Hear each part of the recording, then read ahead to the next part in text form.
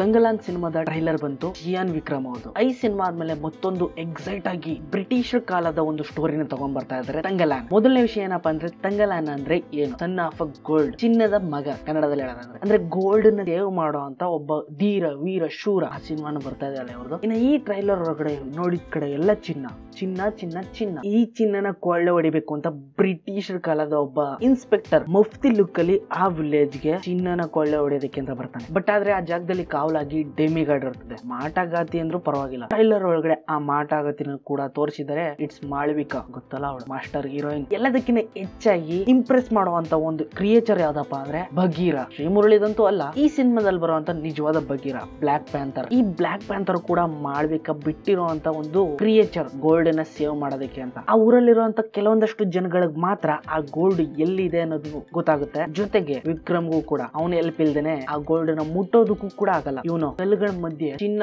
ಪಳಪಳ ಅಂತ ಹೊಳಿತಾ ಇರೋದನ್ನು ಕೂಡ ನೀವು ನೋಡಬಹುದು. ಅದ್ರ ಮೇಲ್ಗಡೆ ಕಾಡ್ ಜನಗಳು ಯಾವ ಲೆವೆಲ್ ಅಲ್ಲಿ ನಿಂತಿದ್ದಾರೆ ನೋಡಿ. ಈ ಗೋಲ್ಡ್ ನ ಕಾವಲಾಗಿ ಕಾಯ್ತಾ ಇರ್ತಾರೆ ಈ ಜನಗಳು. ಇದೇ ಗುಂಪಲ್ಲಿ ವಿಕ್ರಮ್ ಕೂಡ ಒಬ್ಬ. ಈ ರೀತಿ ಇರುವಂತ ವಿಕ್ರಮ್ ಈ ರೀತಿ ಆಗೋದಕ್ಕೆ ಬ್ರಿಟಿಷರ್ ಕಾರಣ. ಅವನಿಗೊಂದು ಏನೋ ಒಂದು ಆಫರ್ ನ ಕೊಡ್ತಾರೆ. ಆ ಆಫರ್ ಗೋಸ್ಕರ ಬ್ರಿಟಿಷರ್ ಕಡೆ ಹೋಗ್ತಾನೆ ವಿಕ್ರಮ್. ಚಿನ್ನ ಇರೋಂತ ಜಾಗನೇ ಬೇರೆ, ಆದ್ರೆ ಬ್ರಿಟಿಷರ್ಗೆ ತೋರಿಸುವಂತ ಜಾಗನೇ ಬೇರೆ. ಎಲ್ಲೆಲ್ಗೋ ಕರ್ಕೊಂಡು ಹೋಗ್ತಾನೆ, ಏನೇನೋ ಮಾಡ್ತಾ ಇರ್ತಾನೆ. ಬಟ್ ಅವನ ಮೇಲೆ ಬ್ಲಾಕ್ ಮ್ಯಾಜಿಕ್ ಕೂಡ ಇನ್ವಾಲ್ವ್ ಆಗಿರ್ತದೆ. It's none other than Malavika. ಇದರಿಂದ ಮಾಳವಿಕನ ಕೈ ದೊಡ್ಡದಾಗೆ ಇರ್ತದೆ, ಯಾಕಂದ್ರೆ ಆ ಗೋಲ್ಡ್ ನ ಕಾಯ್ತಾ ಇರೋದೇ ಮಾಳವಿಕಾ. ಈ ಸಿನಿಮಾದಲ್ಲಿ ಮಾಳವಿಕಾ ಒಂದ್ ರೀತಿ ಬ್ಲಾಕ್ ಮ್ಯಾಜಿಕ್ ಮಾಡೋ ಟೈಪ್ ಅಲ್ಲಿ ಕಾಣಿಸ್ಕೊತಾ ಇದ್ದಾಳೆ. ಮಾಟ ಮಂತ್ರ, ತಂತ್ರ ಕುತಂತ್ರ, ಎಕ್ಸೆಟ್ರಾ ಎಕ್ಸೆಟ್ರಾ. ಹಿಂಗೆ ನಿಧಿ ಹುಡುಕ್ತಾ ಹುಡುಕ್ತಾ ಒಂದು ದೊಡ್ಡ ದೇವಿಯ ವಿಗ್ರಹ ಕಂಡುಬಿಡ್ತದೆ. ಆ ವಿಗ್ರಹ ಮುಡ್ತವ್ರೆಲ್ಲ ಅಲ್ಲೇ ಸತ್ತು ಬೀಳ್ತಾ ಇರ್ತಾರೆ. ಇನ್ನೊಂದು ಫ್ರೇಮ್ ಅಲ್ಲಿ ನೀನ್ ಅದನ್ನ ನೋಡಿದ್ಯಾ. ಚಿನ್ನದ ಹುಡುಕಾಟ ನದಿ ಒಳಗಡೆ ಆಗುತ್ತೆ, ಭೂಮಿ ಒಳಗಡೆ ಆಗುತ್ತೆ, ಆದ್ರೆ ಮೇನ್ ಆಗಿರೋದು ಕಲ್ಲಿನ ಮಧ್ಯದಲ್ಲಿ. ಇಲ್ಲಿ ಮಾಳವಿಕನ ಬರೀ ಡೆಮಿಗಾರ್ಡ್ ಆಗಿ ಗೋಲ್ಡ್ ನ ಸೇಫ್ ಮಾಡೋದನ್ನ ಮಾತ್ರ ನೋಡೋದಲ್ದೇನೆ ಡಿಫ್ರೆಂಟ್ ಟೈಪ್ ಅಲ್ಲಿ ಡಿಫ್ರೆಂಟ್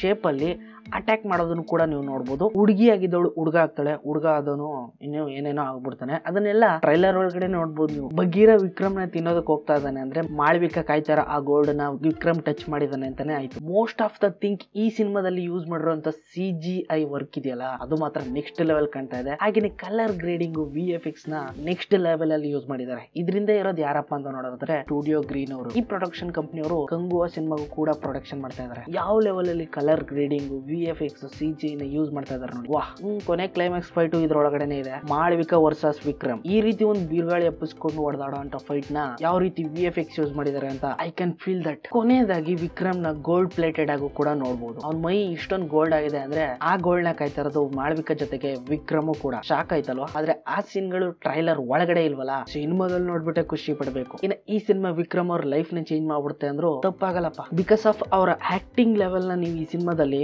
ಬಿಹೈಂಡ್ ದ ಸೀನ್ ವಿಡಿಯೋಗಳು ಕೂಡ ಬಿಟ್ಟಿದ್ದಾರೆ. ಅದನ್ನು ಕೂಡ ಒಂದ್ಸರಿ ಹಾಕೊಂಡು ನೋಡಿ ಯಾವ ಲೆವೆಲ್ ಅಲ್ಲಿ ಆಕ್ಟಿಂಗ್ ಮಾಡಿದ್ದಾರೆ ಅಂತ ಗೊತ್ತಾಗುತ್ತೆ ನಿಮಗೆ. ಒಟ್ನಲ್ಲಿ ಈ ಸಿನಿಮಾ ಕಲ್ಕಿನ ಬೀಟ್ ಮಾಡೋದ್ರಲ್ಲಿ ಡೌಟ್ ಇಲ್ಲ ಅಂತ ಅನಿಸ್ತಾ ಇದೆ. ಯಾಕಂದ್ರೆ ವಿಕ್ರಮ್ ಅವ್ರ ಆಕ್ಟಿಂಗ್ ಯಾವ ರೀತಿ ಇದೆ ಅಂತ ಗೊತ್ತು ನಿನ್ಗೆ. ಈ ಸಿನಿಮಾದ ಮೇಲೂ ಎಕ್ಸೆಪ್ಟೇಷನ್ ಜಾಸ್ತಿ ಆಗ್ತಾ ಇದೆ ಈ ರೀತಿ ಸ್ಟೋರಿಗಳನ್ನ ನೋಡಿದ್ಮೇಲೆ. ಫೈನಲ್ ಆಗಿ RR ವಿತ್ ಬೆಸ್ಟ್ ಆಕ್ಷನ್ ಸಿನಿಮಾನ ಇದ್ರಲ್ಲಿ ನಾವು ನೋಡಬಹುದು. ಈ ಸಿನಿಮಾ ಪ್ಯಾನ್ ಇಂಡಿಯಾ ಲೆವೆಲ್ ಅಲ್ಲಿ ರಿಲೀಸ್ ಆಗ್ತಾ ಇದೆ. ಕನ್ನಡದಲ್ಲೂ ಕೂಡ ಡಬ್ಬಿಂಗ್ ಪ್ರಾಪರ್ ಆಗಿಲ್ಲ. ಸಿನಿಮಾದಲ್ಲೂ ಕೂಡ ಇದೇ ರೀತಿ ಇದ್ರೆ ಸಿಗ್ತೀನಿ ಮುಂದೆ ನೋಡಿದ್ರೆ. Take care, bye bye, see you.